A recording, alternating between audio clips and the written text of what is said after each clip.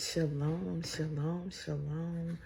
I hope you all are well this morning. I am Atalia Yisrael, and I just wanted to come on this morning and get into my day two.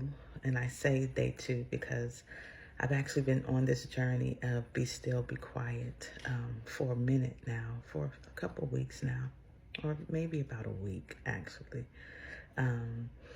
Actively being on this journey. Let me say that it's been in my head, but actively being on my journey, I will say this is week two.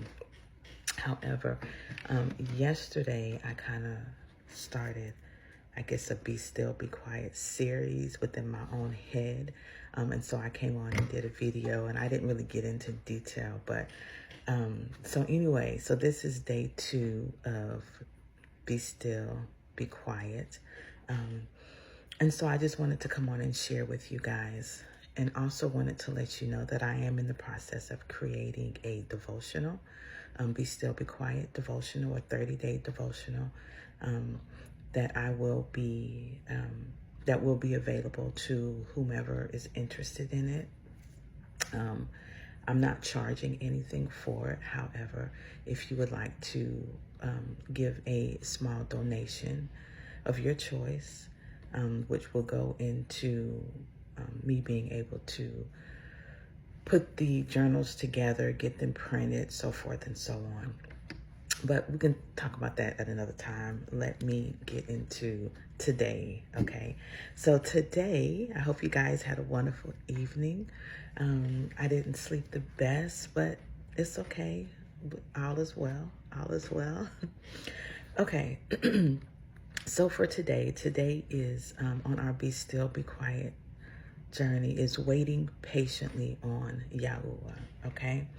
And so the scripture that I have is Psalms 27:14, which reads, "Wait on Yahuah, be of good courage, and he shall strengthen thine heart. Wait, I say, on Yahuah." And I do want to point out that looking in my concordance, the word for heart is leb or leb. It's H3820. And that actually means your feelings, your intellect, or your mind, okay? And so as we wait on Yahuah, we are to be of good courage. And as we are of good courage, he will strengthen our mind, right? Our heart, our mind, okay? So wait on Yahuah. And so we also know that waiting is an action, right?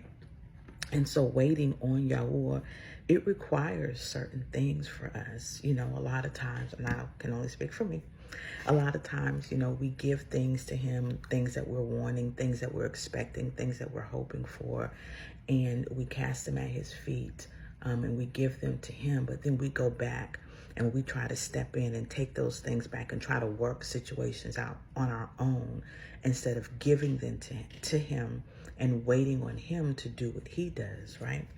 And so once we give something to him and then we take it back to try to figure it out ourselves, his hands are off of it, okay? And so it's very important for us to remember that in our waiting period and with us giving things to him, that we need to give them to him and leave them there, okay? So waiting on Yahuah requires patience. It requires strength. It requires trust. It requires faith, okay? And so we know that the trust is in knowing that he knows exactly what we need. You know, we may be asking him to intervene on a situation or to bless us with a job or to bless us with a move or to bless us with whatever. But we also have to understand that he knows if that's something that we need, right? He knows that if we're asking him to move us out of a situation, he knows that if that's the proper thing to do, if that's what we need right now, if us being moved out of a situation is going to give him the glory, right? Or if it's where we need to stay in that situation, that's going to give him the glory, right? And so we just have to trust that he knows exactly what we need, right? Because remember, his word says that he knows the plans that he has for us, right? So if he knows the plans that he has for us, then he knows better than we do what we need, okay? So it also requires strength to keep our hands and our mouths off the situation. So that just goes back to when we give it to him, we need to leave it there and have faith and that he's going to work it out. Strength, knowing that keep my mouth off of it, keep my hands off of it. Because once I put my mouth back on it, once I put my hands back on it, then he can't work it. He can't do what he needs to do if we're constantly dipping in, trying to fix it, trying to rearrange it, trying to work it out ourselves. Okay? Give it to him, leave it there. All right? Faith in knowing that he's working, even when we don't see anything changing or anything happening with our natural eyes. We have to have faith in knowing that he is working that thing out according to his will, not ours. Okay.